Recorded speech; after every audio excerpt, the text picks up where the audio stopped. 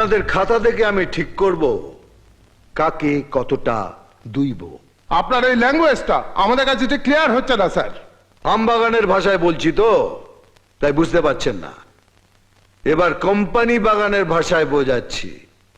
মানসী, এখন থেকে প্রত্যেকটা দপ্তরকে তার খরচ কমাতে হবে। নিজের প্রয়োজন ছাড়া বাড়ির প্রয়োজনে কোনো সরকারি গাড়ি ইউজ করা চলবে না।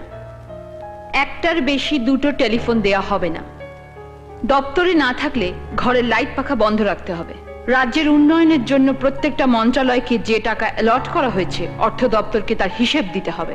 যদি কোনো কাজ না হয় বা বেহিসাবি টাকা খরচ হয় তাহলে সেই দপ্তরের মন্ত্রী এবং আমলাকে নিজের থেকে সেই টাকা অর্থ দপ্তরকে শোধ দিতে হবে। তাহলে তো মন্ত্রিত্ব চালানোই দায় হয়ে উঠবে। আপনি থাকুন, আমরা যাই। বিক্রি হওয়ার জন্য তার মন্ত্রিত্বে আসেনি। যাবার আগে হিসেব চুকিয়ে যাবেন।